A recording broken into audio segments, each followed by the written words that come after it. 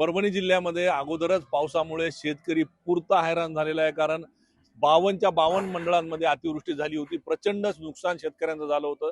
परत आज 8 दिवसांच्या विश्रांतीनंतर पहाटे 3 ते 4 तास पाऊस झाला आणि या पावसानं पुन्हा एकदा कसा हाहाकार घातलाय, कसा धुमाकूळ घातला हे चित्र तुम्हाला दाखवल। कारण मी सध्या परभणीच्या धामोरा नाला परिसरामध्ये आहे आणि ह्याचं पाणी जे आहे ते किती मोठ्या प्रमाणावर आलेलं आहे आपण बघू शकतो की सगळं शेत शिवार जे आहे ते पूर्णतः पाण्याखाली गेलेलं आहे।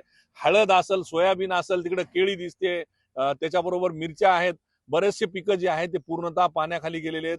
आणि आपण जर बघितलं तर सोलार पॅनल सुद्धा पूर्ण पाण्याखाली गेल्याचं चित्र इथं दिसतंय। कारण मोठ्या प्रमाणावर पाणी जे आहे ते पाणी या ओढ्याला आलेलं आहे आणि या ओढ्याचं पाणी सुद्धा या शेत शिवारांमध्ये गेलेलं आहे।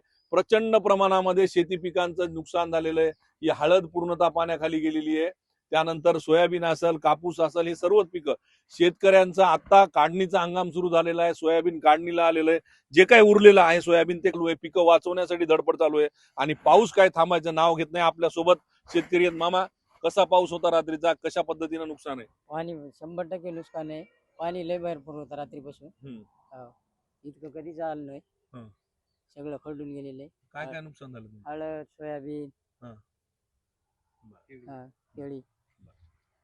काय किती आता हे ओढ्याचं पाणी कुठपर्यंत गेलेलं आहे सगळं नुकसान? आमच्या पूर्ण आसोला शिवारामध्ये जवळपास 25 ते 30 हेक्टर असं हे समजा पट्टा गेलेला आहे। हे जे दिसतंय हे 20 एकरचा असा पट्टा आहे। जर हे नदीचा प्रवाह नसून ही नदीचा प्रवाह पलीकडे आहे, ते सोडून अलीकडे आलेली आहे नदी।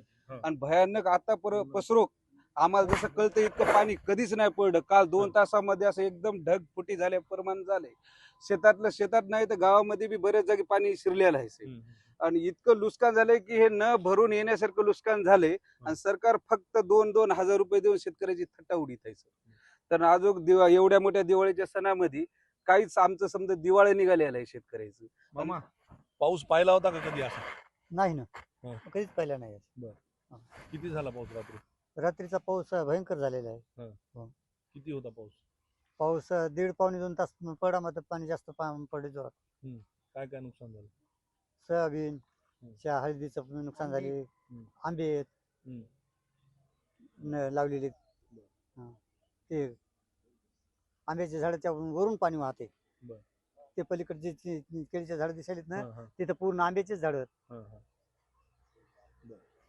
हे बघितलं तर हे प्रचंड नुकसान जे आहे हे पाऊस परभणी जिल्ह्यामध्ये करतोय। जिल्ह्यातील प्रत्येक तालुक्यामध्ये हा पाऊस आहे आणि प्रत्येक ठिकाणी शेती पिकांचं नुकसान झालेलं, काही ठिकाणी जनावरं वाहून गेलेले आहेत। आणि पुढे आता दिवाळी आहे, दिवाळी साजरी कशी करायची असा प्रश्न या शेतकऱ्यांसमोर पडलाय। पंकज क्षीरसागर, एबीपी माझा, परभणी। एबीपी माझा, उघडा डोळे बघा नीट।